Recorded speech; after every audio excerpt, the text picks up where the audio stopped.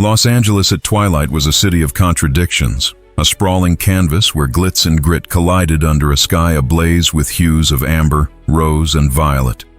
The iconic palm trees lining Sunset Boulevard swayed gently in the evening breeze, their silhouettes stark against the fading light. The hum of traffic was a relentless pulse, weaving together the sounds of honking horns, distant sirens, and the occasional thump of bass from a passing car. The air carried the faint tang of ocean salt, mingling with the urban scent of asphalt and exhaust. It was a city that never truly slept, and for Elena Ramirez, it was home, a place she fought to protect in ways most would never see. Elena, a sharp and self-assured Latina in her mid-40s, gripped the wheel of her silver Lexus SUV, a quiet testament to her years of relentless work. Her navy blazer was tailored to perfection, its crisp lines complementing her white silk blouse and understated pearl earrings. Her dark hair, swept into a sleek bun, framed a face that radiated both warmth and authority. On the passenger seat sat her leather briefcase, stuffed with files from a marathon day at the Los Angeles Police Department, where she served as the Chief of Internal Affairs. Her role was a tightrope walk, overseeing officer conduct, rooting out corruption, and pushing for reforms in a system that often resisted change. Tonight, though, she was just Elena, craving the comfort of her apartment in the Hollywood Hills, a glass of wine, and a call with her teenage daughter, Sophia, about college applications. The radio hummed with the soulful strains of Alicia Keys, a brief escape from the weight of her day. Elena's mind flickered between a recent meeting on de-escalation training and Sophia's text about needing help with a scholarship essay. As she approached the intersection of Sunset and Vine, the traffic light glowed yellow. She eased on the brake, her SUV gliding to a stop as the light turned red. Her eyes flicked to the rearview mirror, catching a fleeting glimpse of red and blue lights. A police cruiser pulled up behind her, its siren giving a sharp, commanding wail. Elena's brow furrowed. Her pulse quickened, not out of fear but from a familiar instinct honed by years of investigating misconduct. She hadn't sped, hadn't swerved. Her driving was textbook. With deliberate calm, she signaled and pulled to the curb, turning off the engine and placing her hands at 10 and 2 on the wheel. As a woman of color in a city where profiling wasn't just a headline but a lived reality, she knew the stakes of a traffic stop. Her position gave her no illusions about the system's flaws. She'd seen too many reports of unjust stops, especially targeting Latinos and blacks. From the cruiser stepped Officer Keller, a white man in his late 30s, broad-shouldered and exuding the kind of confidence that came with a badge and a gun. His uniform was pristine, his cap angled just so, but his eyes held a glint that Elena recognized instantly, a mix of authority and prejudice thinly veiled. He adjusted his duty belt, his boots clicking on the pavement as he approached her window. The streetlights cast harsh shadows across his face, amplifying the hardness in his expression. Elena lowered her window, keeping her movements slow and deliberate. "Good evening, officer," she said, her voice steady, professional, but warm enough to avoid provocation. Keller leaned in, his flashlight sweeping the interior of her SUV before settling on her face. His gaze lingered, assessing her, not as a driver but as a person who, in his eyes, didn't quite fit the profile of someone driving a luxury vehicle in this part of town. "License and registration," he said, his tone clipped, offering no courtesy or explanation. Elena reached for her purse, her movements measured. "May I ask why you pulled me over?" she asked, her voice calm but carrying the weight of someone who knew her rights. Keller's lips curled into a faint smirk, his eyes narrowing. "You ran that yellow light back there. Could have caused a crash." His words were sharp, accusatory, as if daring her to argue. Elena handed over her license and registration, meeting his gaze. "I stopped fully at the red, officer. If there's dashcam footage, it'll confirm that." Keller took the documents, his fingers brushing hers with a touch that felt unnecessarily firm. He glanced at her license, but his eyes lingered on her face, her blazer, her car. The silence stretched, heavy with unspoken judgment. Elena felt it, the weight of his scrutiny, the subtle implication that she didn't belong here, in this car, in this moment. It was a feeling she knew too well, not just from her own experiences, but from the countless complaints she'd reviewed in her office. Stories of Latinos, blacks and others stopped for driving while brown or looking out of place. "Nice car," Keller said, his tone dripping with insinuation. "What do you do to afford something like this?" Elena's jaw tightened, but she kept her composure. "I work in law enforcement administration," she said evenly, sidestepping specifics. Keller raised an eyebrow, his smirk widening. "Sure you do. Step out of the vehicle, ma'am." Elena's heart rate spiked, but her face remained impassive. "Officer, I've complied with your requests. What's the reason for this?" Keller's eyes hardened, his voice dropping to a low growl. "Are you questioning my authority?" "That's not how this works." The air thickened with tension. Elena knew this wasn't about a yellow light. It was about power, about Keller asserting dominance over someone he assumed he could intimidate. She unbuckled her seatbelt slowly, stepping out into the cool evening air, her heels clicking on the asphalt.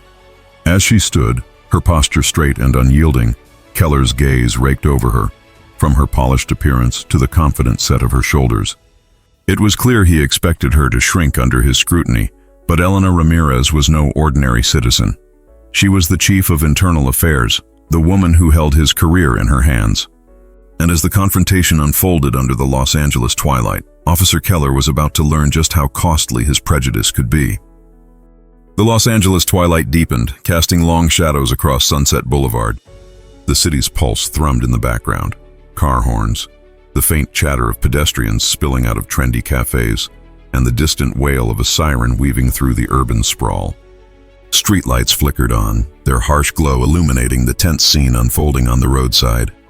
Elena Ramirez stood beside her silver Lexus SUV, her hands still visible, her posture unyielding despite the growing weight of Officer Ryan Keller's scrutiny.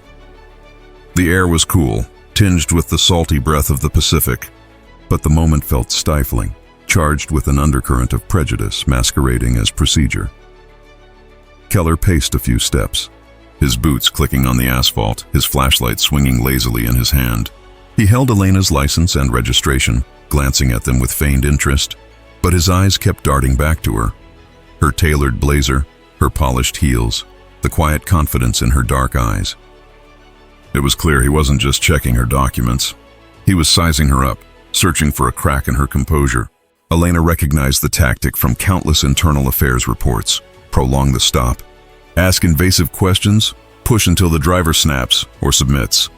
"You didn't answer me," Keller said, his voice carrying a faux casualness that didn't match the hardness in his gaze. "What do you really do?" "This car, that suit, it's a lot for administration." His tone dripped with insinuation. The word administration twisted into something dismissive, as if Elena's presence in this vehicle was inherently suspect. Elena met his eyes, her expression calm but steely. "I work for the Los Angeles Police Department, officer. Administrative oversight. That's all you need to know." Keller's smirk widened, his head tilting as if he'd caught her in a lie. "LAPD, huh? What, like a desk clerk? Filing papers for the real cops?" He leaned closer, invading her personal space, his flashlight beam lingering on her face a second too long. Elena's jaw tightened, but she kept her voice even. "Something like that. Can we resolve this?" "I've complied with your requests." Keller didn't budge. He stepped back, crossing his arms, his posture radiating control. "Not so fast. You were in a hurry back there, blowing through that intersection. People like you always have somewhere to be, don't they?" The phrase "people like you" hung in the air, heavy with unspoken meaning. Elena felt it like a slap. His words weren't about her driving. They were about her identity, her Latina heritage, her very existence in a space he deemed didn't belong to her. "I stopped at the red light," she replied, her tone measured but firm. "If you're alleging a violation, issue the citation. Otherwise, I'd like to know why this stop is dragging on." Keller's eyes narrowed, a flicker of irritation crossing his face. He wasn't used to being challenged, especially not by a woman who looked like Elena. He adjusted his cap, his fingers twitching near his duty belt. "You got a mouth on you, don't you? That's not how you talk to an officer." Elena held his gaze unflinching. "I'm speaking respectfully, Officer Keller, but I'm also aware of my rights. If you have a valid reason for detaining me, state it." The air grew taut, the distant hum of LA traffic fading into a tense silence. A few cars slowed as they passed, drivers craning their necks to catch a glimpse of the scene. Elena stood tall, her heels planted firmly, her briefcase still visible through the open car door. a reminder of the authority she held but hadn't yet revealed. Keller, oblivious to the storm he was stirring, pressed on. "Open the briefcase," he ordered, his voice sharp. "Let's see what you're carrying." Elena's pulse quickened, not out of fear but from the sheer audacity of his demand. This was no longer a traffic stop. It was an interrogation, a fishing expedition rooted in bias. She knew the playbook. Officers like Keller used their badge to probe, to intimidate, especially when they assumed they could get away with it. She'd read the complaints. Latinos stopped for suspicious vehicles. Black drivers searched for no reason. Women of color treated like criminals for existing. But Elena wasn't just any driver. "That's not necessary," she said, her voice calm but edged with steel. "Unless you have probable cause, I'm not obligated to comply." Keller's face reddened, his control slipping. "You refusing a lawful order? That's a quick way to make this worse for yourself." "I'm not refusing," Elena countered, her eyes locked on his. "I'm asking for clarity. What are you looking for exactly?" Keller stepped closer, his voice dropping to a low growl. "I don't need to explain myself to you. Open it, or we're gonna have a problem." Elena's mind raced. She could comply, let him rifle through her files, and end this quickly. But that would mean yielding to his abuse of power. Or she could stand her ground, risk escalation, and document every second for the report she'd file later. She thought of the countless cases she'd investigated, the stories of fear and humiliation, the systemic failure she was fighting to fix. This wasn't just about her. It was about every person Keller had targeted before. Slowly, she reached for the briefcase, her movements deliberate. She opened it, revealing neatly organized files, a laptop, and a few pens. Keller leaned in, his flashlight sweeping over the contents, his frustration mounting when nothing incriminating appeared. "Satisfied?" Elena asked, her tone carrying a quiet challenge. Keller straightened, his jaw tight. "Not yet. You're too calm. Like you've done this before. What's your deal?" Elena suppressed a sigh. This was textbook intimidation. Push, provoke, repeat.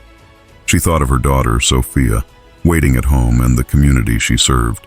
People who deserved better than officers like Keller. The tension was a tightrope, and she was walking it with precision, knowing one misstep could turn this volatile. "I know my rights," she said simply. "And I know this isn't about a yellow light." Keller's eyes flashed with anger, but before he could respond, a passing car honked loudly, breaking the moment. He glanced away, momentarily distracted, and Elena seized the chance to steady her breathing. She wasn't just a driver in his eyes. She was a target. But what Keller didn't know, what he couldn't know, was that he'd picked the wrong woman to challenge. Elena Ramirez held the power to unravel his career, and as the confrontation teetered on the edge of escalation, she was ready to wield it. The Los Angeles night settled in, the twilight giving way to a constellation of city lights that glittered like a second sky. Sunset Boulevard pulsed with life. Neon signs from trendy bars flickered, street vendors packed up their carts, and the distant thump of music spilled from a nearby club. But on the shoulder of the road, where Elena Ramirez stood beside her silver Lexus SUV, the world felt like it had shrunk to a single suffocating moment.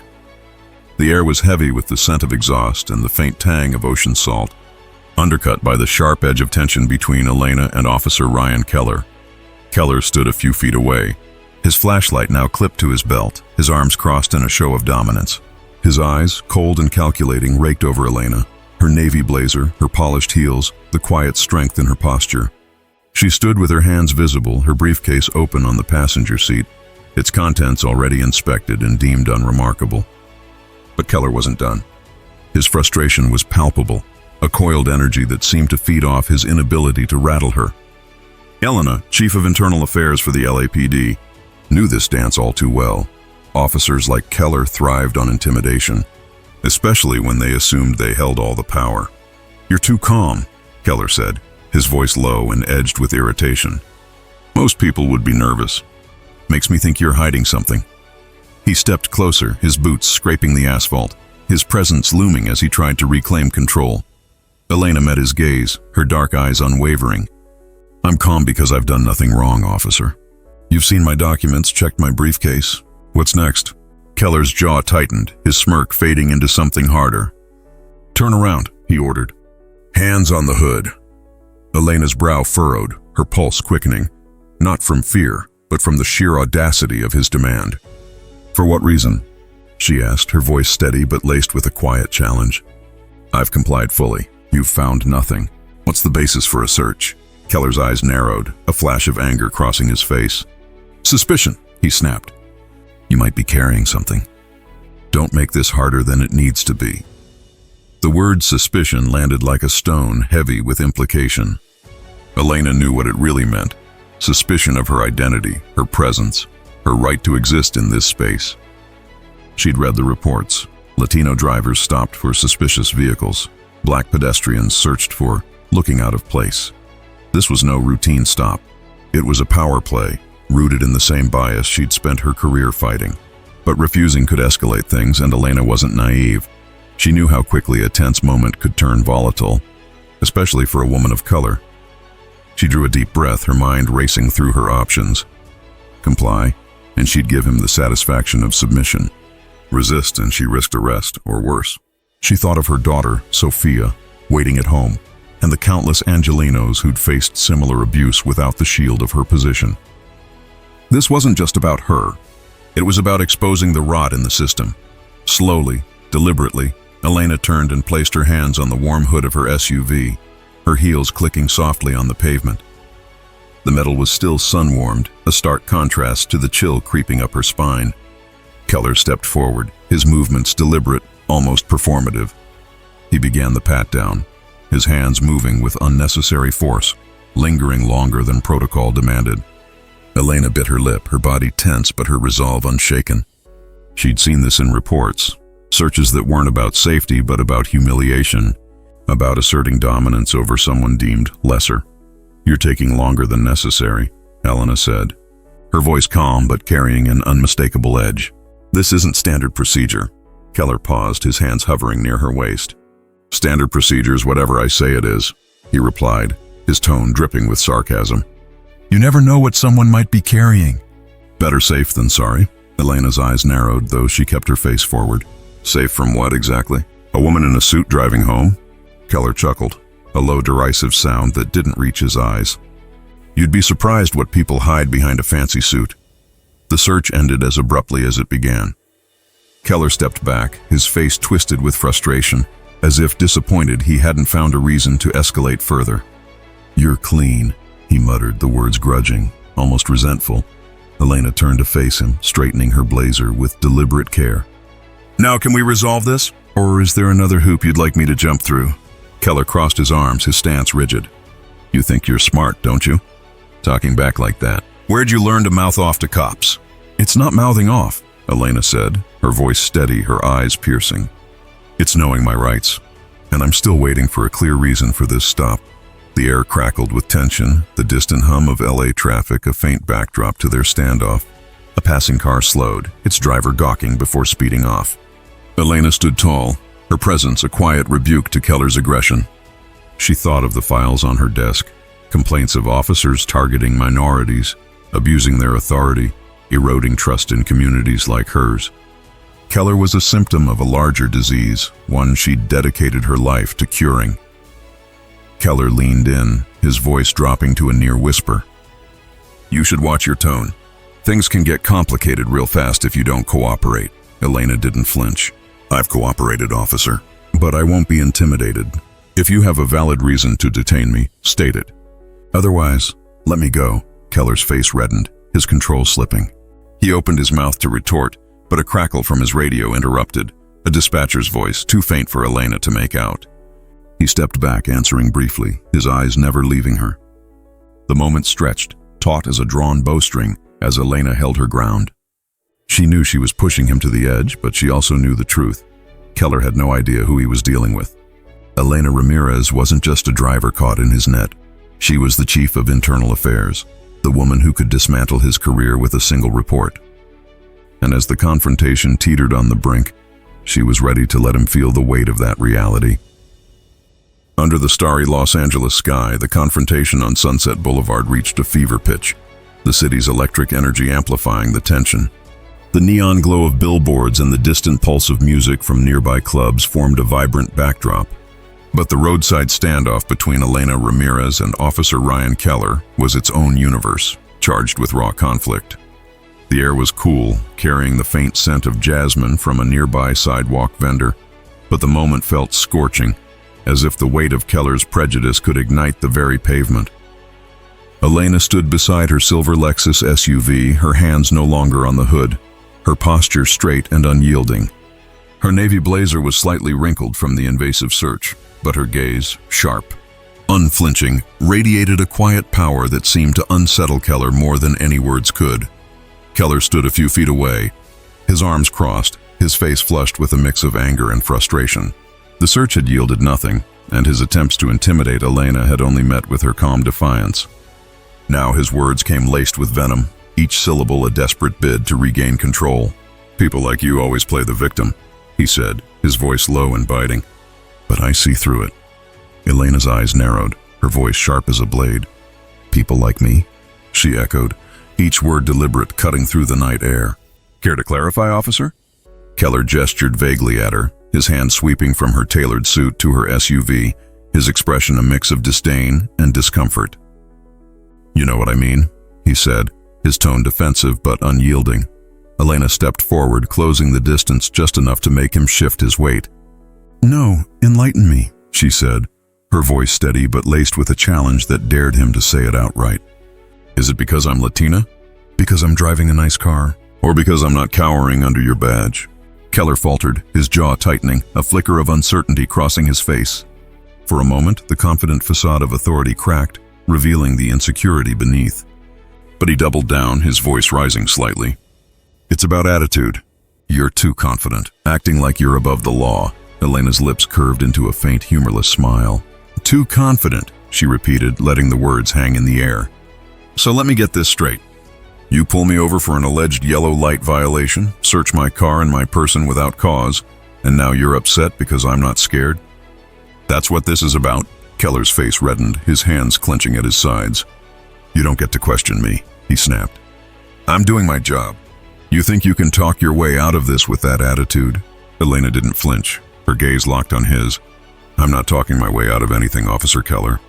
I'm asking you to do your job, follow protocol, state a valid reason for detaining me, and stop fishing for something that isn't there." Her words were precise, each one a scalpel slicing through his pretense. "Because right now this feels personal. And I'm curious, why is that?" The question landed like a punch. Keller's eyes darted away, his confidence eroding under the weight of her scrutiny. The distant hum of LA traffic filled the silence, punctuated by the occasional honk from a passing car, its driver slowing to gawk at the scene. Elena stood tall, her heels planted firmly, her briefcase still visible through the open car door, a silent reminder of the authority she hadn't yet revealed. She thought of the complaints piling up on her desk at the LAPD. Stories of Latinos stopped for suspicious vehicles, Black women searched for attitude, entire communities eroded by distrust. Keller wasn't just a rogue officer. He was a symptom of a system she'd sworn to reform. "You think you're smart, don't you?" Keller said, his voice dropping to a near growl, laced with a threat he couldn't quite mask. "Talking back like that, you're making this harder than it needs to be." Elena raised an eyebrow, her tone calm but piercing. "Harder for who? Me, because I'm standing up for my rights? Or you, because you're realizing this stop isn't going the way you planned?" Keller's fists tightened, his frustration boiling over. "You don't get it, do you? I'm in charge here. You don't tell me how to do my job. Then do it properly," Elena shot back, her voice low but resolute. "You've got no probable cause, no evidence of a crime? So why am I still standing here, officer? Why are you pushing this?"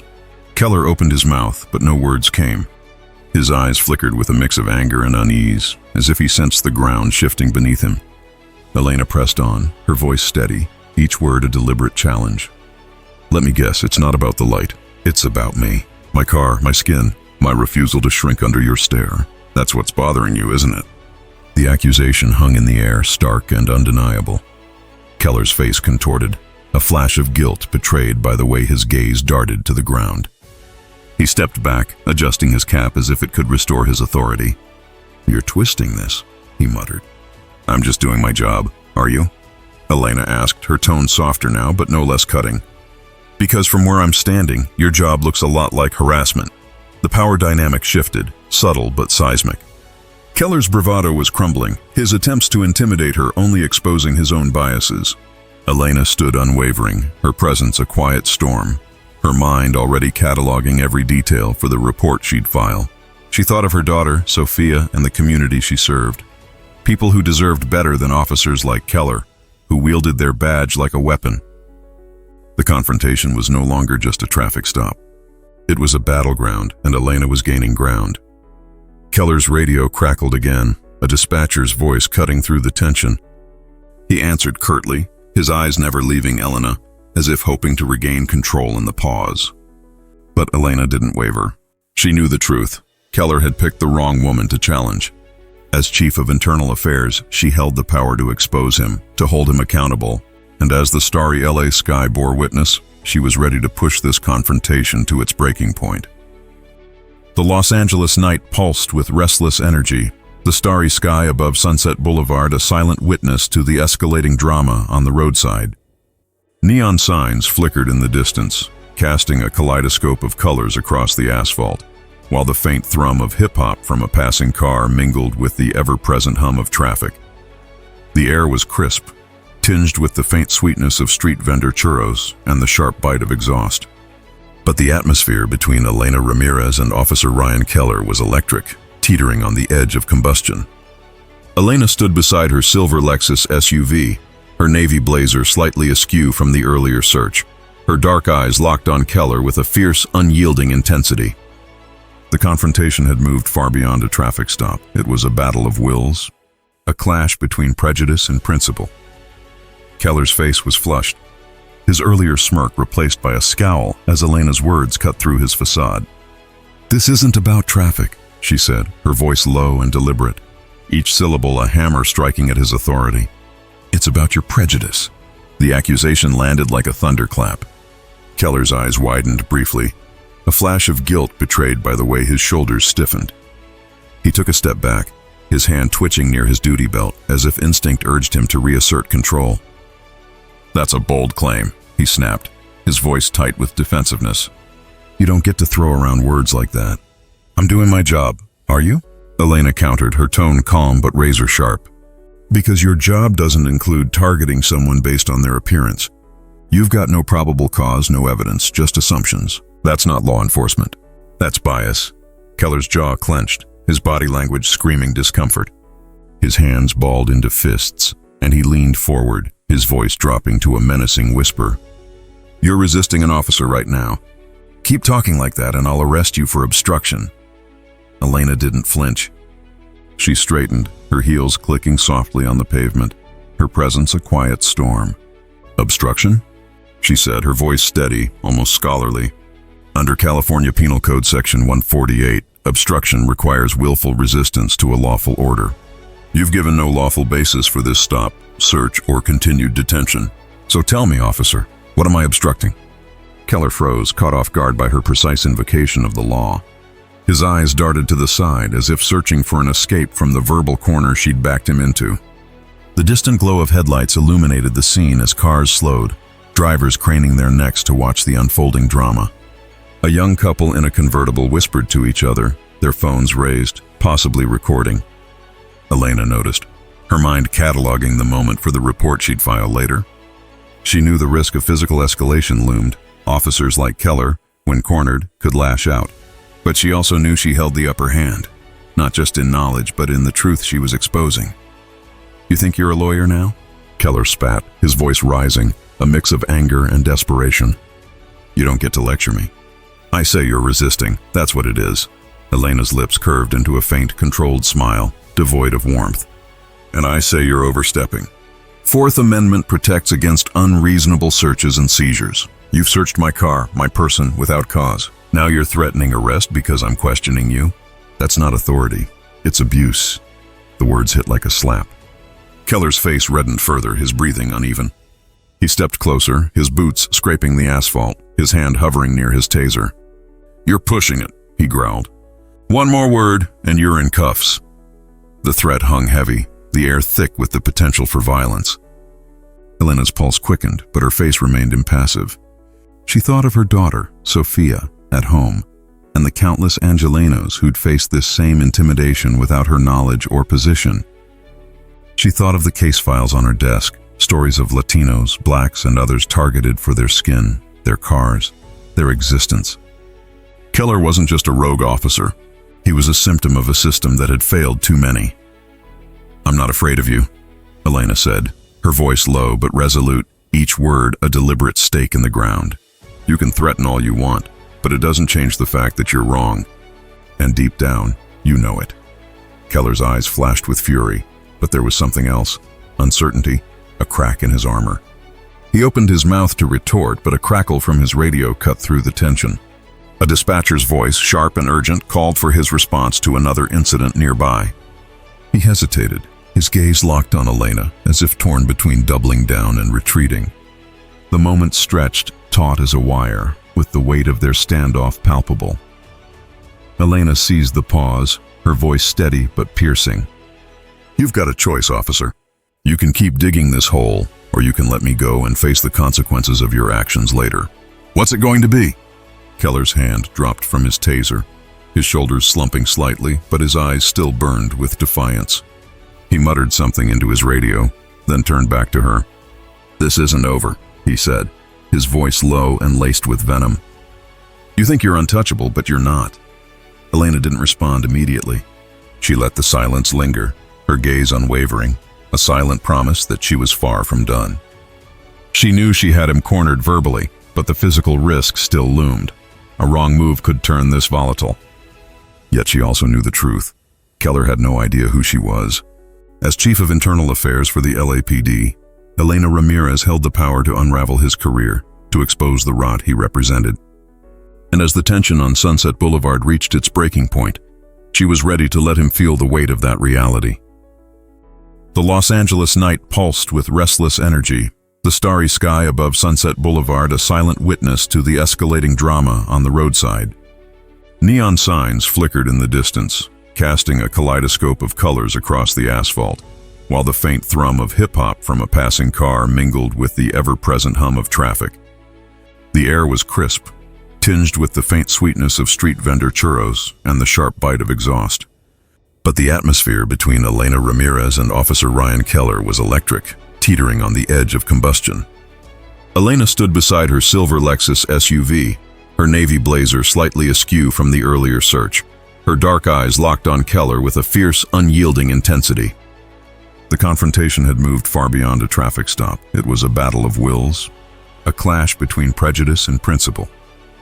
Keller's face was flushed, his earlier smirk replaced by a scowl as Elena's words cut through his facade. "This isn't about traffic," she said, her voice low and deliberate, each syllable a hammer striking at his authority. "It's about your prejudice." The accusation landed like a thunderclap. Keller's eyes widened briefly, a flash of guilt betrayed by the way his shoulders stiffened. He took a step back, his hand twitching near his duty belt, as if instinct urged him to reassert control. "That's a bold claim," he snapped, his voice tight with defensiveness. "You don't get to throw around words like that." "I'm doing my job. Are you?" Elena countered, her tone calm but razor sharp. "Because your job doesn't include targeting someone based on their appearance. You've got no probable cause, no evidence, just assumptions. That's not law enforcement. That's bias." Keller's jaw clenched, his body language screaming discomfort. His hands balled into fists, and he leaned forward, his voice dropping to a menacing whisper. "You're resisting an officer right now. Keep talking like that and I'll arrest you for obstruction." Elena didn't flinch.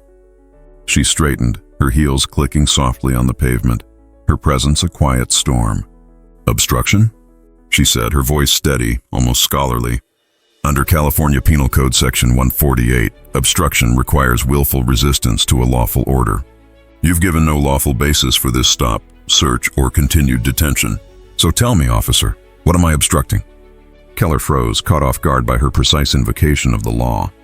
His eyes darted to the side, as if searching for an escape from the verbal corner she'd backed him into.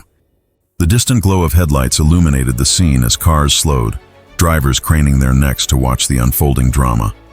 A young couple in a convertible whispered to each other, their phones raised, possibly recording. Elena noticed, her mind cataloging the moment for the report she'd file later. She knew the risk of physical escalation loomed. Officers like Keller, when cornered, could lash out. But she also knew she held the upper hand, not just in knowledge, but in the truth she was exposing. "You think you're a lawyer now?" Keller spat, his voice rising, a mix of anger and desperation. "You don't get to lecture me. I say you're resisting, that's what it is." Elena's lips curved into a faint, controlled smile, devoid of warmth. "And I say you're overstepping.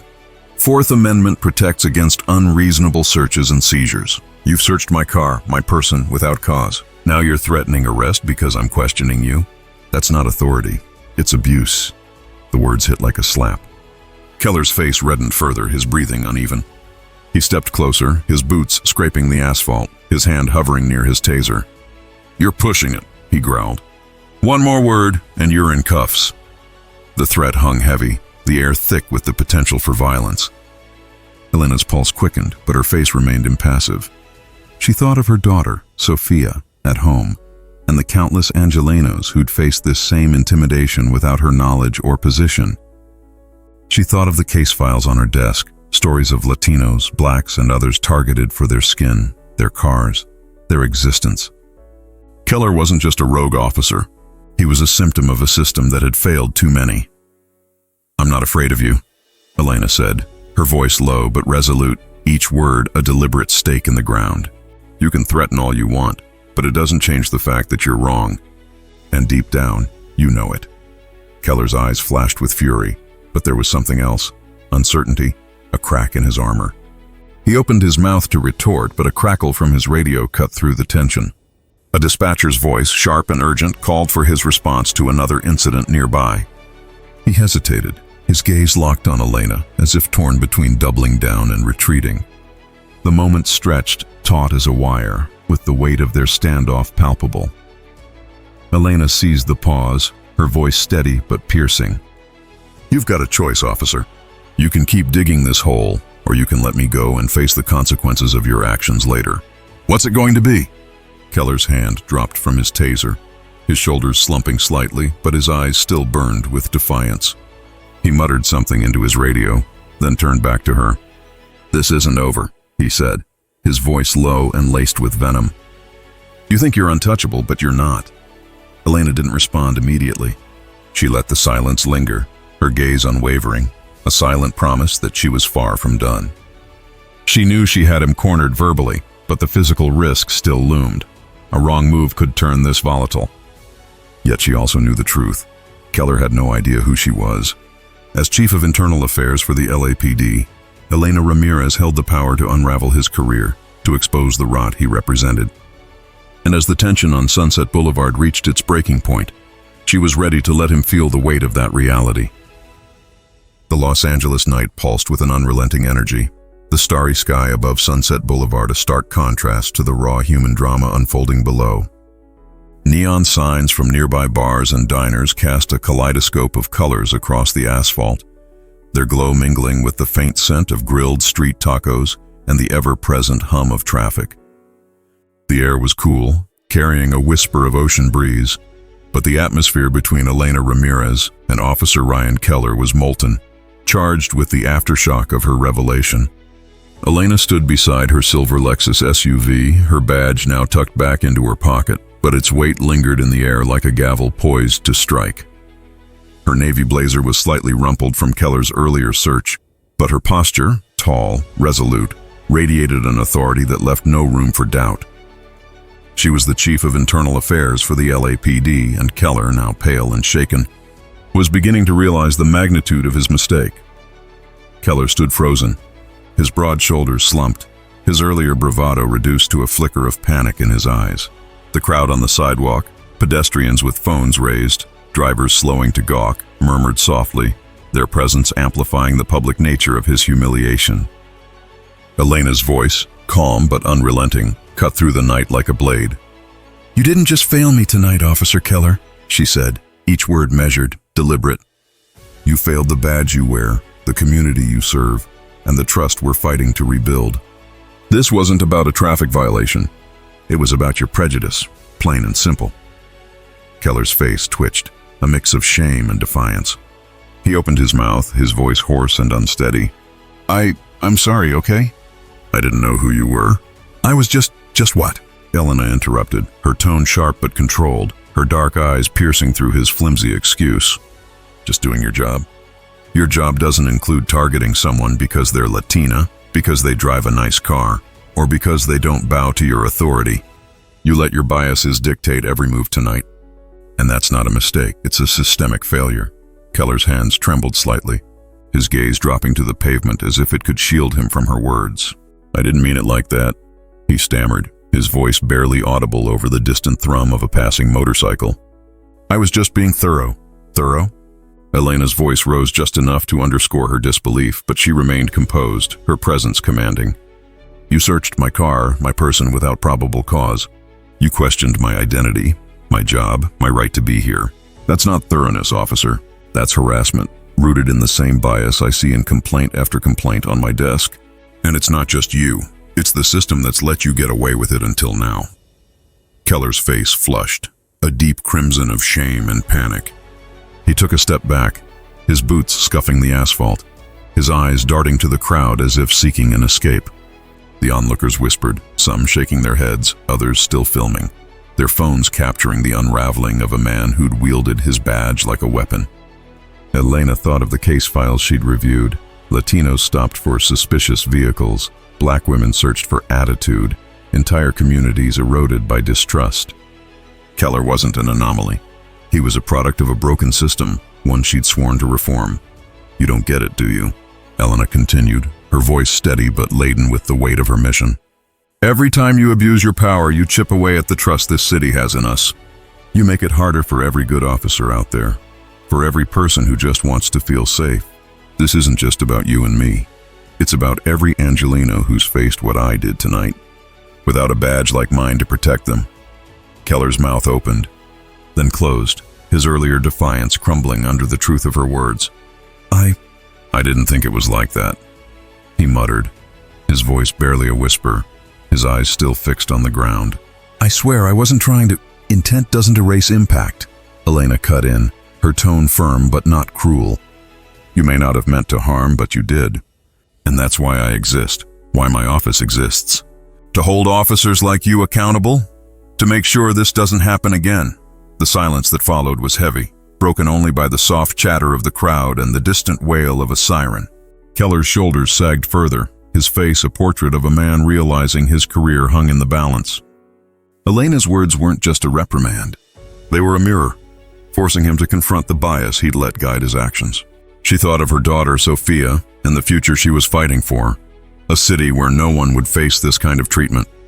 She thought of the reforms she was pushing, the resistance she'd face, and the stakes of this moment. You're free to go, Keller mumbled, his voice barely audible, his hand gesturing weakly toward her SUV, but Elena didn't move immediately. She held his gaze, letting the weight of her authority settle over him like a storm cloud. I'll go, she said, her tone resolute, her eyes unwavering. But know this, your actions tonight will follow you, not because of who I am, but because of what you did.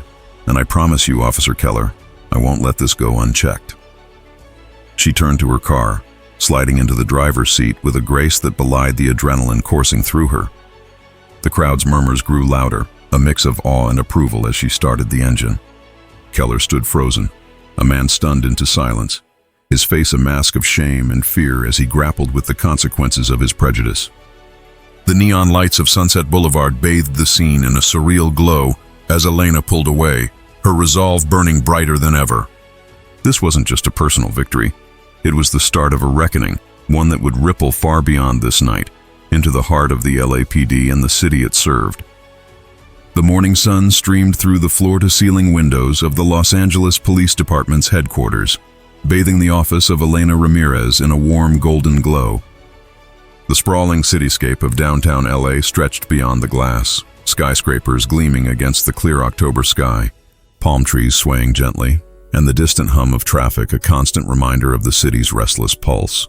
Inside, the air was cool, scented faintly with coffee and the sterile tang of office supplies. Elena sat at her polished mahogany desk, her navy blazer draped over the chair, her white blouse crisp despite the weight of the previous night's confrontation. Her dark hair was still neatly pulled back, but her eyes, sharp and resolute, betrayed the fire burning within. The roadside standoff with Officer Ryan Keller wasn't just a personal clash. It was a glaring symptom of the systemic rot she'd dedicated her career to rooting out. Elena powered up her computer, the soft hum of the machine blending with the quiet clatter of keyboards from nearby cubicles. Her office, as Chief of Internal Affairs, was a sanctuary of order, files neatly stacked, a framed photo of her daughter Sophia, smiling at a high school graduation, and a small potted cactus adding a touch of life. But this morning her focus was singular. She opened the LAPD's internal records management system, her fingers moving with purpose as she typed Ryan Keller into the search bar. The screen flickered and a detailed profile appeared, a digital dossier of his career and its blemishes. Elena scrolled through the entries, her jaw tightening as a pattern emerged. Complaints stretched back years, unprofessional conduct during a 2022 traffic stop, excessive force in a 2023 arrest, discriminatory language reported by a Latino driver in 2024. Each incident was disturbingly similar to her own encounter. Stops without clear cause, aggressive questioning, targeting of minorities. Most complaints had been dismissed for insufficient evidence or lack of corroboration, a familiar refrain in a system that too often protected its own. One note from a supervisor caught her eye. Officer Keller exhibits a tendency to target individuals from minority groups, particularly Latinos and African Americans. Recommend sensitivity training, but no formal action taken. Elena's fingers paused on the keyboard, her disappointment a heavy weight. This wasn't just about Keller.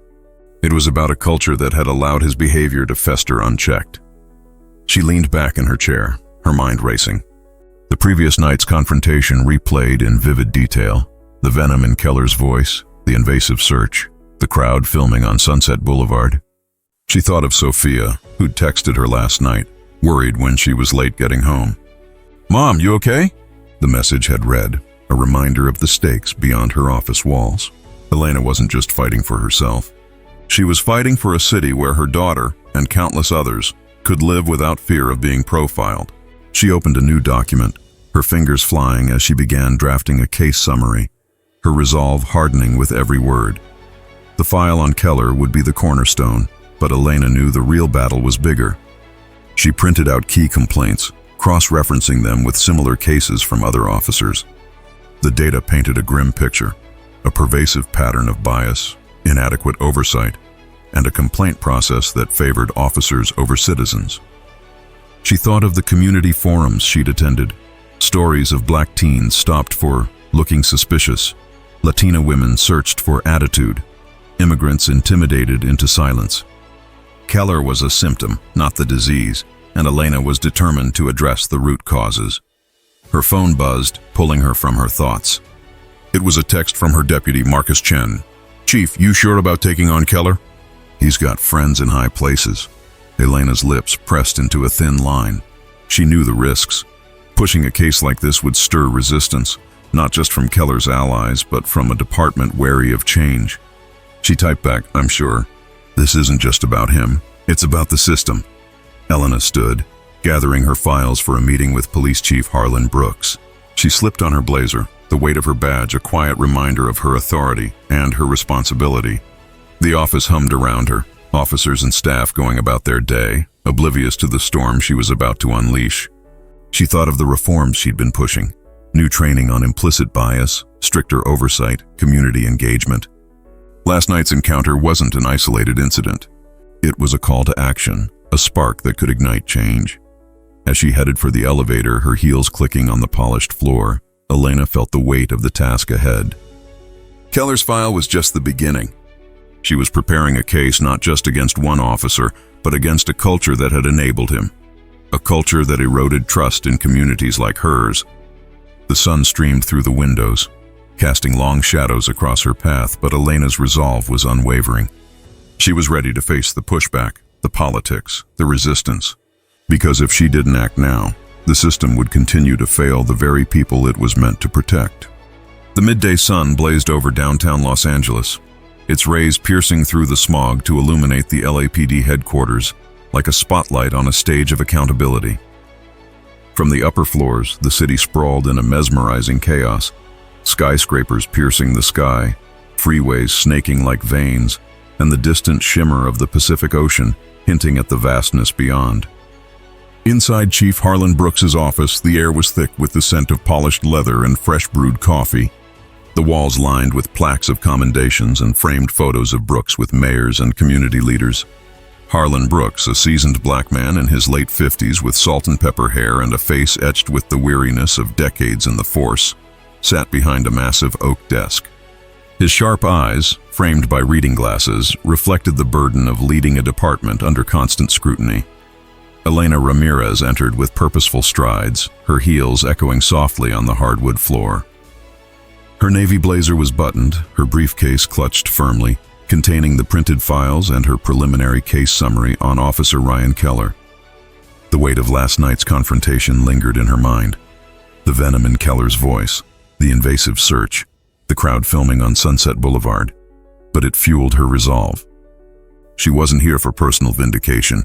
She was here to ignite change, to address the systemic biases that had allowed Keller's actions to thrive. Brooks looked up from his paperwork, gesturing to the chair opposite him with a nod that mixed warmth and caution. "Elena," he greeted, his voice gravelly from years of briefings and press conferences. "I heard about your run-in with Keller. Sit. Coffee?" "No, thank you, Chief," Elena replied, settling into the chair and placing her briefcase on the desk. She opened it, sliding a thick stack of documents toward him. "I'm here about that and more. What happened last night wasn't isolated. It's a symptom of deeper issues we've let fester too long." Brooks picked up the file, his expression shifting from curiosity to concern as he leafed through the pages. Elena watched him closely, her dark eyes steady.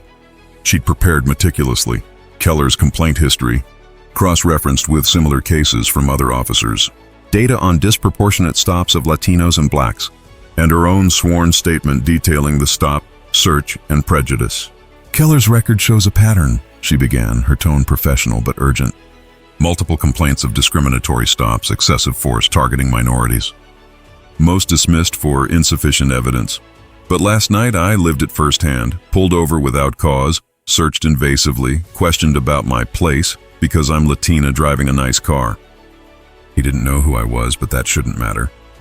No one should face that. Brooks paused on a highlighted complaint from 2023, his brow furrowing. He leaned back, rubbing his chin, the lines around his eyes deepening. "I've seen his name before," he admitted. "He's got a rep for being aggressive, but aggressive in the right way, some say. Protects the department's image on tough calls. But this," he tapped the file, "this looks bad. And tying it to systemic patterns? That's a big swing." Elena leaned forward, her voice gaining intensity. "It's not a swing, Chief, it's reality. Our data shows minority drivers stopped at rates 3 times higher than white drivers for similar violations. Complaints like Keller's aren't anomalies. They're the norm in a culture that tolerates bias. If we don't investigate now, not just him, but the training gaps, oversight failures, we're complicit. The community's trust is eroding, and high-profile cases like this could blow up publicly. I've got video from witnesses already surfacing online." Brooks sighed, setting the file down and removing his glasses. His gaze met hers, a mix of admiration and apprehension.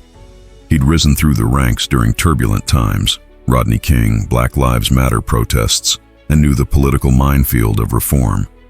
"You're right, Elena, we can't ignore this. I'll support a full investigation into Keller and a broader review of our stop and search protocols. Get your team on it, pull in external auditors if needed. But be prepared. This won't be easy."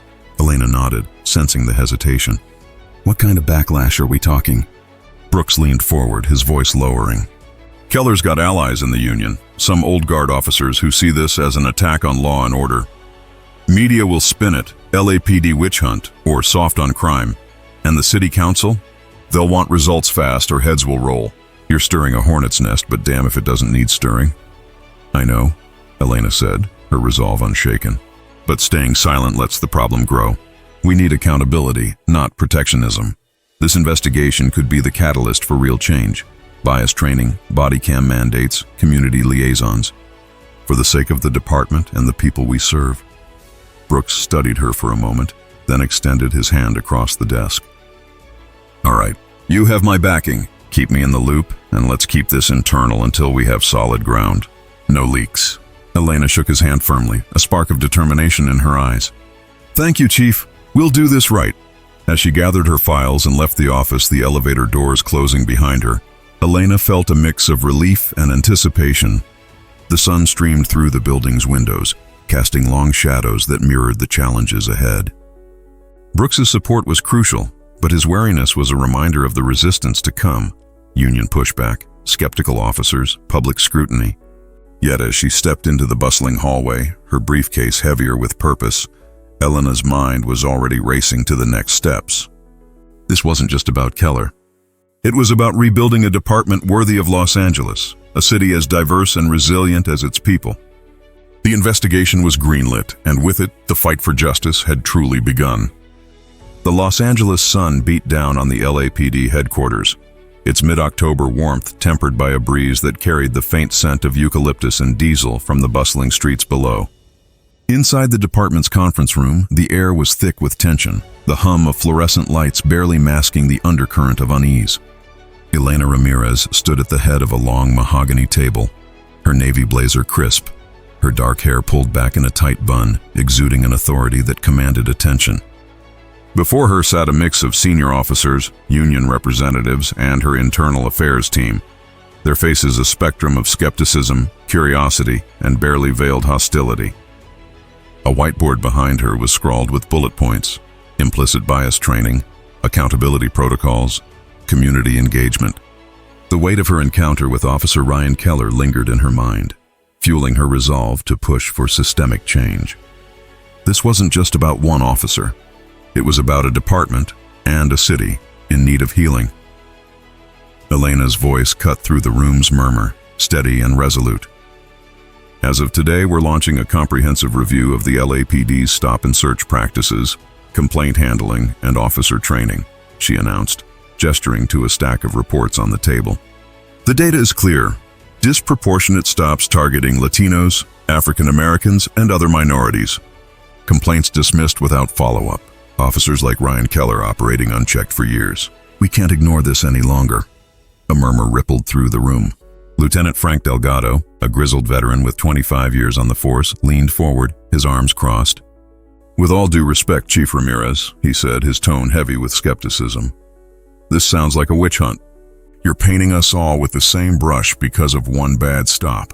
You think airing our dirty laundry will make the public trust us more? Elena met his gaze, unflinching. It's not about painting anyone, Lieutenant. It's about accountability. Trust isn't built by hiding misconduct. It's built by addressing it. Keller's record shows a pattern: discriminatory stops, excessive force, complaints swept under the rug. And he's not alone. Our own data shows a 3-to-1 disparity in stops of minorities versus white drivers for minor infractions. That's not a coincidence. It's a systemic failure. Delgado scoffed, glancing at the union rep beside him, a stocky man named Tom Carver, who nodded in agreement. You're gonna tank morale, Carver said, his voice gruff. Officers are out there risking their lives, and now you're putting them under a microscope? The media's already circling, calling us racists. You're feeding them ammo. Elena's jaw tightened, but her voice remained calm, measured. The media's circling because we've let these issues fester. Videos from my stop with Keller are already online. Citizens filming, asking why a Latina in a suit gets searched for no reason. We don't fix this by staying silent. We fix it by showing we're serious about change. That starts with training and oversight. She clicked a remote, projecting a slide onto the wall, a timeline for new training programs. We're rolling out mandatory implicit bias training for all officers starting next week, she continued. It'll cover recognizing personal biases, de-escalation techniques, and cultural competency. We're also revising complaint procedures. Every report will be investigated, not dismissed. And we're partnering with external experts to audit our stop and search data. The room erupted in murmurs. A younger officer, Sergeant Mia Torres, raised her hand, her expression cautiously supportive. Chief, I get the need for training, but how do we make it stick? Some officers, guys like Keller, brush off these sessions. They see it as a box to check. Elena nodded, appreciating the question. You're right, Sergeant. That's why accountability is key. Officers who fail to comply will face consequences, suspensions, retraining, or worse. We're also implementing body cam reviews for high-risk stops, flagged by an independent board. Change won't happen overnight, but it starts with us showing we mean it. Delgado leaned back, his eyes narrowing. And what about the union? You think we'll sit quietly while you discipline half the force? This is going to spark pushback, Ramirez. You're risking a PR nightmare. Elena's gaze swept the room, her voice steady but firm. The real nightmare is letting officers like Keller erode public trust. The community, my community, your community, deserves better. Latinos, blacks, immigrants. They're not just statistics. They're people who've lost faith in us. If we don't act now, we're telling them their experiences don't matter. The room fell silent, the weight of her words settling over the group. Some officers shifted uncomfortably, others nodded slowly. The divide clear, but the momentum shifting. Elena thought of the Sunset Boulevard stop, the venom in Keller's voice, the crowd's phones capturing his prejudice. She thought of her daughter, Sophia, who'd asked last night, "Mom, why do cops do that?" The question had cut deep, a reminder of why this fight mattered. As the meeting adjourned, Elena lingered, handing out assignments to her team. She tasked Marcus Chen, her deputy, with coordinating the training rollout, and assigned analysts to dig deeper into stop-and-search data. Outside, the LA skyline shimmered, a city of dreams and divisions. Elena knew resistance was just beginning. Union pushback, skeptical officers, media scrutiny. But she felt a spark of hope. The review was underway, the training program set to launch. She was planting seeds for change, even if the harvest would be hard-won. As she returned to her office, her phone buzzed with a news alert. A local outlet had posted the video of her stop. Captioned, "LAPD officer targets Latina driver. Who is she?" Elena's lips pressed into a thin line. The fight was going public, and with it, the stakes were higher than ever. But as she sat at her desk, the photo of Sophia smiling beside her, Elena's resolve hardened. This was her city, her department, her fight, and she wouldn't back down. The sun dipped low over Boyle Heights, casting a warm, golden hue across the community center in East Los Angeles, where murals of vibrant murals depicted Chicano activists and resilient families. The air inside the hall was thick with the aroma of fresh tamales from a nearby vendor, and the murmur of voices in English, Spanish, and Korean, a tapestry of the neighborhood's diversity. Folding chairs were arranged in a circle around a modest stage, filled with residents from across the city, elders with weathered faces, young parents clutching children, activists clutching notebooks, and a few skeptical locals eyeing the LAPD banners with distrust. Elena Ramirez stood at the podium, her navy blazer open to convey approachability, her dark hair loose for the first time in days. As Chief of Internal Affairs, she'd organized these forums as a cornerstone of her reforms. Spaces for the community to voice their experiences, unfiltered. The weight of her Sunset Boulevard encounter with Officer Keller lingered, but tonight it was about listening, not leading. Elena adjusted the microphone, her voice steady and warm as the room quieted. "Thank you all for coming," she said, her bilingual greeting drawing nods from the Spanish-speaking crowd. "I'm Elena Ramirez, Chief of Internal Affairs for the LAPD. What happened to me last week, a baseless stop, an invasive search, wasn't unique. It's what too many of you have faced. Tonight we're here to hear your stories. No interruptions, no excuses. Just truth and a commitment from me to act." The first speaker was Maria Gonzalez, a middle-aged Latina mother from South Central, her hands trembling as she gripped the mic. "My son was stopped walking home from school," she said, her voice cracking. They searched him, called him suspicious because he had a new phone. He's 14. They didn't find anything, but they humiliated him. Made him feel like a criminal in his own neighborhood. Tears welled in her eyes. "We don't trust you anymore." "Why should we?" Elena listened, her expression one of profound empathy, nodding slowly. The room fell silent, the weight of Maria's words echoing. Next was Jamal Washington, a young black entrepreneur from Watts, his tone measured but laced with anger. "I drive a nice car, work 2 jobs for it, and I get pulled over every month. Routine check, they say, but it's always the same. Hands on the hood, questions about where I got it. Last time they trashed my interior looking for drugs I don't use. It's not safety, it's profiling." Story after story unfolded. An immigrant Korean shop owner recounting harassment during a store check. A trans woman from West Hollywood describing verbal abuse during a stop. A Native American elder sharing tales of generational distrust. The forums revealed a pattern of abuse, disproportionate stops, invasive searches, dismissed complaints that mirrored Elena's own experience and Keller's file. She took notes, her face a mask of resolve, absorbing the pain without defensiveness. Whispers from LAPD officers stationed at the edges hinted at internal resistance.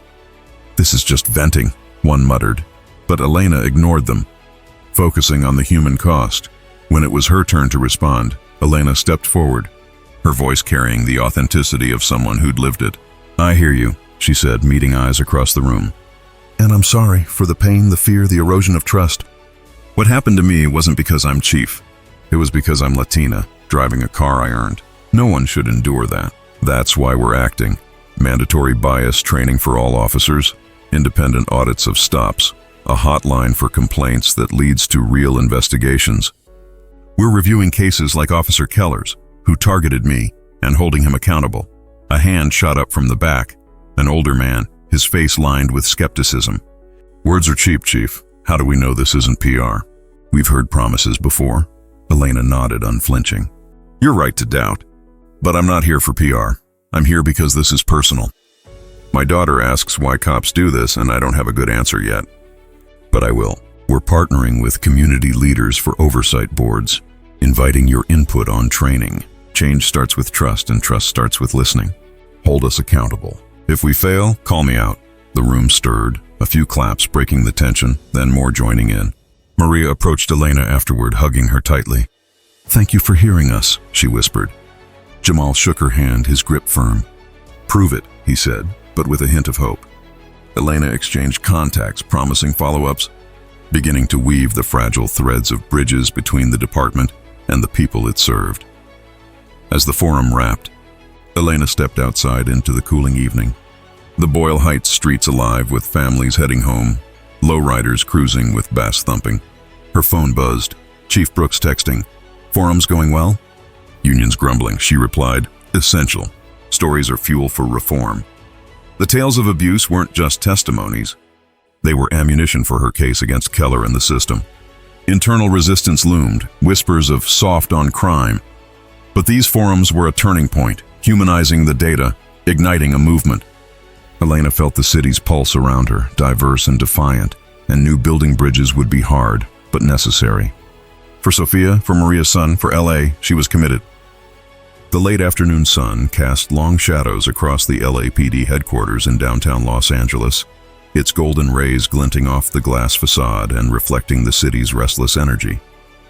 Inside a packed conference room, the air was thick with the scent of stale coffee and the hum of suppressed tension, as if the room itself held its breath. Elena Ramirez stood at the front, her navy blazer unbuttoned, her dark hair pulled into a tight bun, exuding a quiet authority, despite the hostile glares from a group of veteran officers seated around the table.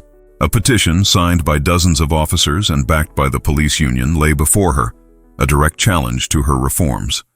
The community forums had ignited hope among residents, but within the department, they'd sparked a firestorm of resistance. Elena's resolve was unshaken, her mission clear. Integrity over loyalty, accountability over tradition. She scanned the room, her eyes meeting those of Lieutenant Frank Delgado, the grizzled veteran who'd been vocal since the reforms began. Beside him sat Tom Carver, the union representative, his arms crossed, his face a mask of defiance. Other officers, some with decades on the force, others younger but loyal to the old guard, shifted uncomfortably, their murmurs a low rumble of discontent. Elena's deputy, Marcus Chen, stood by her side, his expression supportive but wary, knowing the stakes of this confrontation. Delgado spoke first, his voice gravelly, dripping with indignation. "This petition's got 87 signatures, Chief Ramirez," he said, tapping the document. "Officers who think you're tearing us apart. Bias training, audits, community boards. It's like you're saying we're all crooked. You're turning the department against itself." Elena's gaze didn't waver. "I'm not turning anyone against anything, Lieutenant," she replied, her tone calm but firm. "I'm holding us to a higher standard. The data doesn't lie. Disproportionate stops, dismissed complaints, officers like Keller targeting minorities. That's not integrity. That's failure. If we don't address it, we're betraying the badge. Carver leaned forward, his voice sharp. You're betraying us. Officers risk their lives daily, and you're siding with the public with those videos from your stop. The media's eating it up. LAPD's racist core exposed. You're fueling that narrative, making it harder for us to do our jobs. Elena's jaw tightened, but she kept her composure, her voice steady. The narrative exists because we've let it. I was stopped, searched, and harassed for being Latina in a nice car. You think that's okay? You think Maria Gonzalez's 14-year-old son deserves to be humiliated for carrying a phone? Or Jamal Washington's car trashed because he's black? Those aren't isolated incidents. They're a pattern, and officers like you dismissing it are part of the problem. The room erupted in murmurs, some officers nodding reluctantly, others glaring. Delgado slammed his hand on the table. You're calling us the problem. I've got 25 years on this force, Ramirez. I've seen what happens when you coddle criminals. Your reforms, training, audits, they're tying our hands, making us second-guess every move. You'll get officers killed. Elena stepped forward, her presence commanding silence. No one's coddling anyone, Lieutenant, but we don't get to pick and choose who we serve. The community isn't the enemy, they're the reason we exist. And when we profile, when we abuse power, we create enemies. Integrity means owning our mistakes, not hiding them. If that makes you uncomfortable, maybe you need to ask why. A younger officer, Captain Lisa Nguyen, spoke up, her tone cautious but earnest. Chief, I get what you're trying to do, but the rank and file feel attacked. Training's one thing, but suspending officers like Keller without a hearing? It's got people scared they're next. Elena nodded, acknowledging the concern. I hear you, Captain. No one's getting suspended without due process.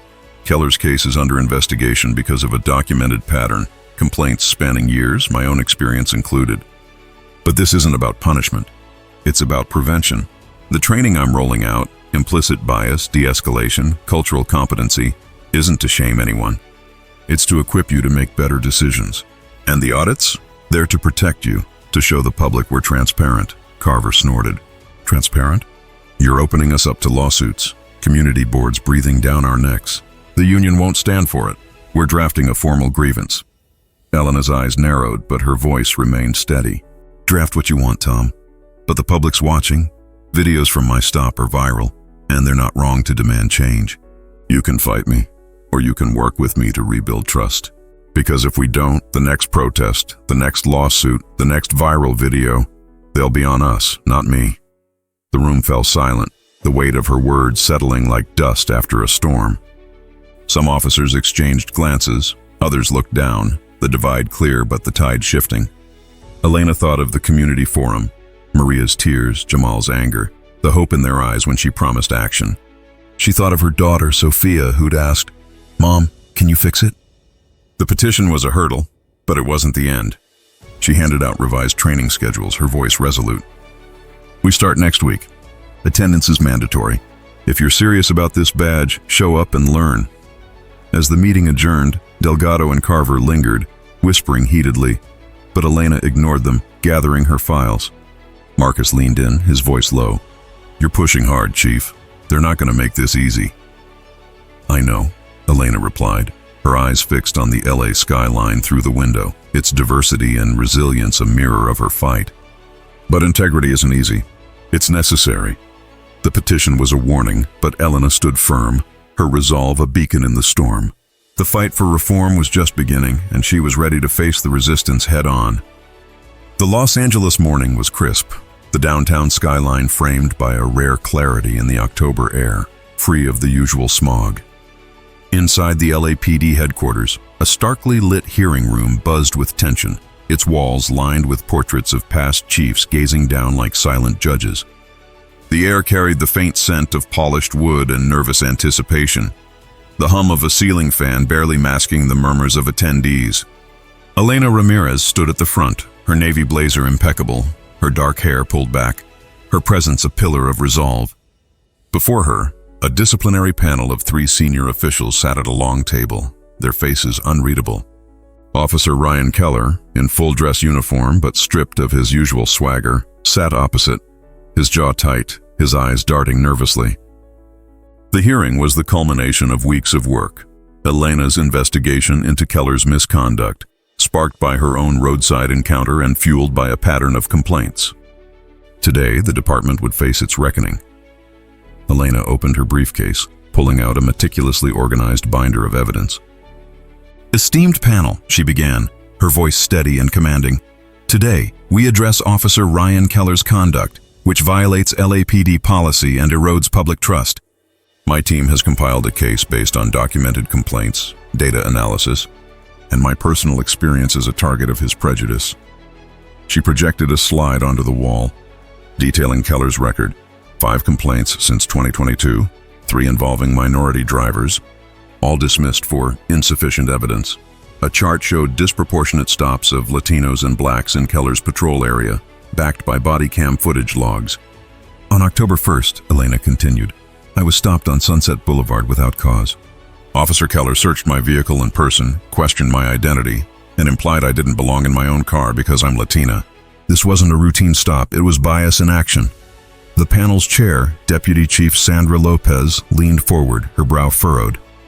"Chief Ramirez, these are serious allegations. Officer Keller, your response?" Keller shifted, his voice strained. "I was following protocol, ma'am. The stop was based on a yellow light violation. I didn't know she was a chief. I was just doing my job." Elena didn't flinch. "Your job doesn't include invasive searches without probable cause," she countered, her tone sharp but professional. "You violated Fourth Amendment protections and LAPD policy 1.2.3 on fair treatment. Your history, complaints of targeting Latinos, blacks, even a Korean shop owner, shows a pattern. And the video from that night, now public, corroborates my account." She played a clip from a bystander's phone. Keller's aggressive tone, his lingering pat-down, Elena's calm defiance.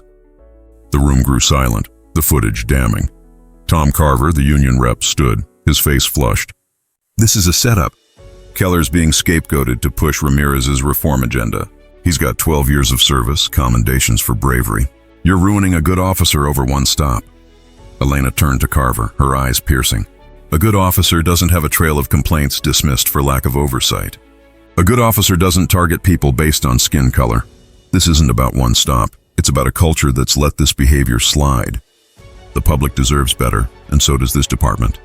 The panel exchanged glances, the weight of the evidence settling. Lopez turned to Keller. "Anything further, officer?" Keller's shoulders slumped, his voice barely audible. I didn't mean to cause harm. I was just being thorough." His words rang hollow, the bravado from Sunset Boulevard gone. After a tense deliberation, Lopez spoke. "Officer Keller, based on the evidence, your complaint history, Chief Ramirez's testimony, and the video, you are hereby suspended without pay for 60 days, pending further review. This panel recommends retraining and a performance improvement plan." Dismissed. A collective gasp rippled through the room. Keller's face drained of color, his eyes fixed on the floor as he stood and exited, escorted by a sergeant. The union reps whispered furiously, Carver muttering about a grievance, while other officers exchanged uneasy glances.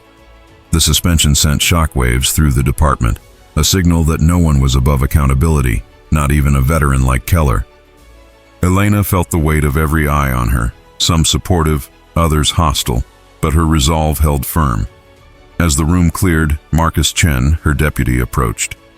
"That was bold, Chief. Keller's allies are livid and the union's gearing up for a fight. You okay?" Elena nodded, gathering her files. "I'm fine, Marcus. This isn't about Keller, it's about the system. If we don't hold officers accountable, we lose the city."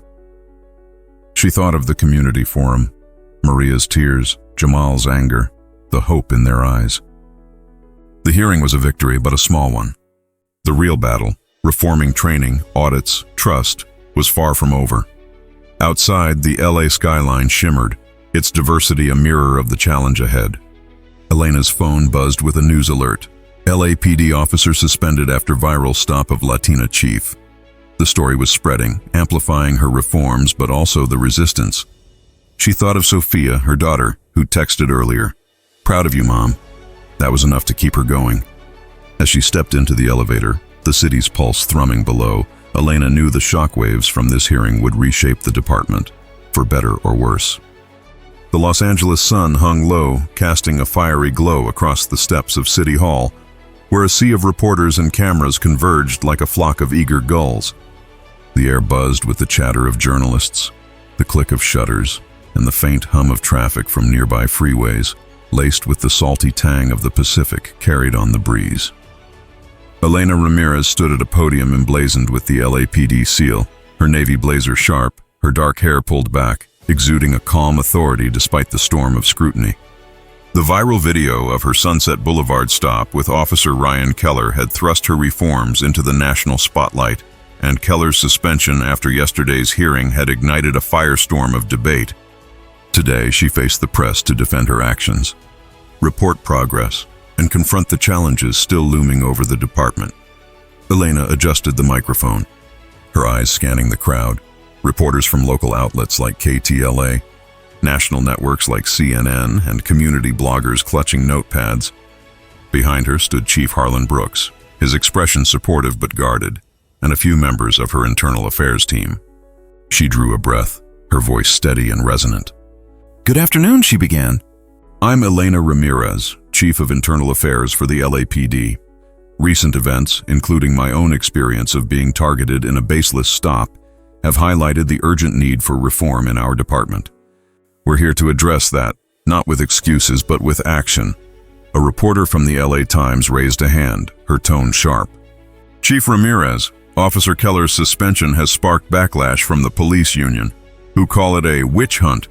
How do you justify disciplining a veteran officer based on one incident?" Elena's gaze didn't waver. "It wasn't one incident," she replied, her tone firm but measured. "Officer Keller's record shows a pattern. Multiple complaints of discriminatory stops, excessive force, targeting minorities, dismissed without proper investigation. My stop on Sunset Boulevard captured on video was a symptom of that pattern. As Chief of Internal Affairs, my role is to ensure accountability, not protect misconduct. His 60-day suspension is a step toward that, with further review pending." Another reporter from a community news blog pushed forward. "The public's saying this is just PR, another promise from the LAPD that won't stick. What's different this time?" Elena nodded, acknowledging the skepticism. "I understand the distrust it's earned. For too long, we've dismissed complaints, ignored data showing disproportionate stops of Latinos, blacks, and others. That's why we've launched a department-wide review, mandatory implicit bias training, independent audits of stop and search data, and a new complaint hotline with external oversight. Our latest progress report shows a 15% reduction in complaints about officer misconduct since training began last week, and we're auditing 500 stops from the past year to identify patterns. But we're not done. Trust is built through sustained action, not quick fixes." She gestured to a chart projected beside her, showing declining complaint rates and training attendance figures. The crowd murmured, some nodding, others scribbling furiously. Elena thought of the community forum in Boyle Heights, Maria's tears, Jamal's anger, the hope in their voices. This press conference wasn't just for the media. It was for them, a promise to keep fighting. A national reporter raised a mic, his tone skeptical. "Chief, your reforms are being called anti-cop by some officers. The union's threatening a grievance, and there's talk of a morale crisis. How do you respond?" Elena's jaw tightened, but her voice remained steady. "Reform isn't anti-cop, it's pro-integrity. Officers risk their lives daily, and they deserve training and systems that support fair policing. The union's concerns are noted, but we can't let fear of pushback stop us from doing what's right. Low morale doesn't come from accountability. It comes from a culture that tolerates misconduct, making it harder for good officers to do their jobs. We're building a department that serves everyone, officers and citizens alike." The questions grew heated, accusations of soft on crime, demands for faster results. But Elena held her ground, her responses rooted in data and conviction. She thought of her daughter, Sophia, who'd watched the news this morning and texted, "You're making a difference, Mom." That kept her steady. As the conference wrapped, Brooks stepped forward, endorsing her reforms, though his cautious tone hinted at the internal battles ahead. Back in her office, Elena reviewed the progress report. Training sessions at 80% attendance, audits identifying 12 officers with patterns like Keller's, community hotline receiving 200 calls in a week. Improvements were real, but challenges remained: union grievances, resistant officers, and a public still wary of promises. Her phone buzzed with a text from Marcus Chen. Media's split, some praise, some calling it a stunt. "Union's meeting tonight," Elena replied. "Let them talk. We keep pushing." Outside, the LA skyline glowed under the setting sun, its diversity a mirror of the city's resilience. Elena felt the weight of the fight, internal resistance, public skepticism, but also the spark of progress. The reforms were taking root, fragile but growing, and she was determined to see them through. For Sophia, for Maria's son, for every Angeleno who deserved a department they could trust. The Los Angeles evening unfolded in a vibrant tapestry over MacArthur Park, where a community rally transformed the historic green into a sea of hope and defiance. The setting sun painted the sky in hues of tangerine and lavender, casting a warm glow over the crowd, families with children on their shoulders, activists waving handmade signs, and elders clutching candles flickering against the dusk. The air carried the scent of elote from nearby vendors, mingling with the rhythmic pulse of mariachi music and the low hum of anticipation. A makeshift stage stood at the park's heart, adorned with banners reading "Justice for All" and "Reform Now." Elena Ramirez stepped to the podium, her navy blazer replaced with a simple white blouse to signal unity, her dark hair loose, framing a face radiant with resolve. As Chief of Internal Affairs for the LAPD, she'd faced a crucible, her own profiling, Officer Keller's suspension, internal resistance. But tonight she stood with the people, ready to inspire and ignite change. The crowd hushed as Elena adjusted the microphone, her eyes scanning the diverse faces, Latinos, Blacks, Asians, Native Americans, all united by a shared demand for justice. "Good evening, Los Angeles," she began, her voice steady, carrying across the park like a beacon. "I stand here not just as Chief of Internal Affairs, but as one of you, a Latina, a mother, a citizen who knows what it's like to be targeted for who you are. Weeks ago, on Sunset Boulevard, I was stopped, searched, and questioned, not for a crime, but for my identity. That wasn't just my story. It's yours too." She paused, letting the words sink in. Maria Gonzalez, the mother from the Boyle Heights Forum, stood near the front, her son at her side, nodding. Jamal Washington, the entrepreneur from Watts, held a sign, "No more profiling." Elena continued, her voice rising with conviction. "Your stories, your pain, your anger, your hope, drove us to act. We've suspended Officer Ryan Keller, launched mandatory bias training, and started auditing stops to root out discrimination. Our progress report shows a 20% drop in misconduct complaints and 500 stops under review. But this isn't the finish line. It's the starting block." The crowd erupted in cheers, signs waving, candles flickering like stars. Elena raised a hand, her tone turning urgent. "Change isn't easy. Inside the department, some fight us, calling reform anti-cop. Outside, skepticism lingers, and rightly so. Promises have been broken before. But I'm here to say we're not stopping. We're building a department that serves everyone, Black, Latino, Asian, Native, immigrant, queer. A department where trust isn't a slogan, but a reality." A young activist, a trans woman from West Hollywood, shouted, "How do we know you'll keep your word?" The crowd murmured, heads nodding in agreement. Elena met her gaze, her voice softening but resolute. "You hold us accountable. Join our oversight boards, call our hotline, keep filming, keep speaking. My daughter, Sophia, asked me if I could fix this. I told her I can't do it alone. It takes all of us. So I'm asking you, stay loud, stay engaged, demand better. Because justice isn't given, it's fought for, together." The crowd roared, a wave of applause and chants. "Reform now! Justice now!" Echoing through the park. Maria hugged her son, tears in her eyes. Jamal raised his fist, a smile breaking through. Elena stepped back, her deputy, Marcus Chen, whispering, "You nailed it, Chief." But she knew the work was far from done. Union grievances loomed, some officers resisted training, and public trust was fragile. Yet, as she looked out at the crowd, diverse, resilient, united, she felt a surge of hope. This rally wasn't just a moment. It was a movement. As the event wound down, Elena mingled, shaking hands, exchanging contacts, promising follow-ups. A local reporter snapped photos, the headline already forming, "LAPD Chief Inspires Rally for Justice." Elena thought of Sophia, watching at home and the stories from the forums, each one a call to keep fighting. The city's pulse thrummed around her, from the lowriders cruising nearby to the laughter of kids chasing balloons. Los Angeles was messy, vibrant, imperfect, but it was hers, and she was committed to its renewal. Elena's final words lingered in the air as the crowd dispersed, candles glowing against the night. "This is our city, our fight," she'd said. "Don't just hope for change. Demand it, build it, live it. Together, we'll make justice real." It was a call to action, a promise to sustain the momentum, to transform the LAPD into a force worthy of its people. As she drove home under the starry LA sky, the weight of the journey felt lighter, buoyed by the voices she'd amplified. The road ahead was long, but for the first time it felt possible.